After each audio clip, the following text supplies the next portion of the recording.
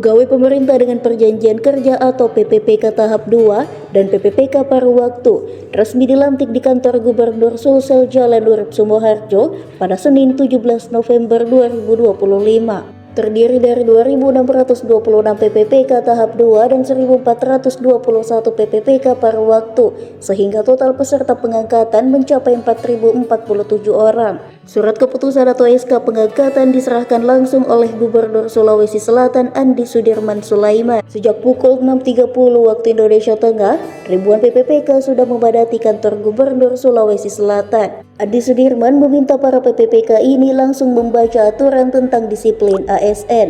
Ia juga mengingatkan para PPPK menjaga integritas kerja.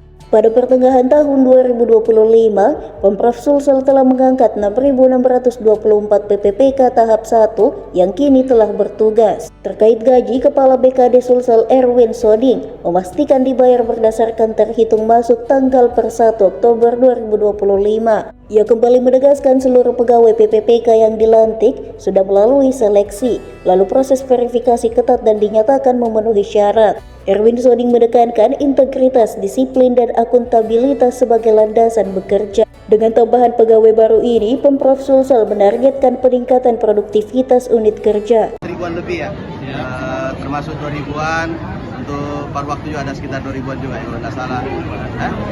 1.500 paruh waktu dan 2.600 P3 tahap 2. Kalau P3 kan keseluruhan wilayah Sulawesi Selatan?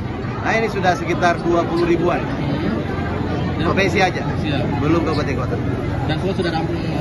Ya sudah, tinggal kita tunggu bagaimana ini proses bahwa mereka bisa bekerja efektif untuk pemerintah. Tadi ada beberapa penekanan Pak Juti yang disampaikan kepada para PPPK ini, Pak. Pertama, bagaimana membaca dulu tentang aturan regulasi tentang ASN, karena banyak yang memang kurang paham tentang bagaimana itu aturan ASN, terutama P3K ataupun PNS termasuk ya, terkait regulasi-regulasi, aturan-aturan yang mengikat. Yang kedua, saya juga himbau untuk menjaga integritas ya, menjaga integritas, bagaimana kinerja betul-betul berkontribusi untuk pemerintah dan membantu suksesnya program kerja Bapak Presiden Asta Cita ya. Kalau tadi sampai ada yang usianya sudah sampai 57 tahun Pak. Ya. Mereka pengabdiannya sudah lama, ada yang 13 tahun, ada yang 20 tahun. Mereka baru mendapatkan SK sekarang dan tentu ini ucapan terima kasih banyak kepada Bapak Presiden Prabowo. Ya, dengan memberikan program-program seperti ini, harapan mereka tentu adalah bagaimana kesejahteraan ke depannya ya. Dan jika pun nanti mereka sudah berakhir pensiun, tentu berharap juga lapangan pekerjaan yang kita sama-sama, pemerintah pusat, daerah, dan provinsi untuk bagaimana menciptakan lapangan kerja yang sebanyak mungkin. Download Tribun X sekarang, menghadirkan lokal menjadi Indonesia.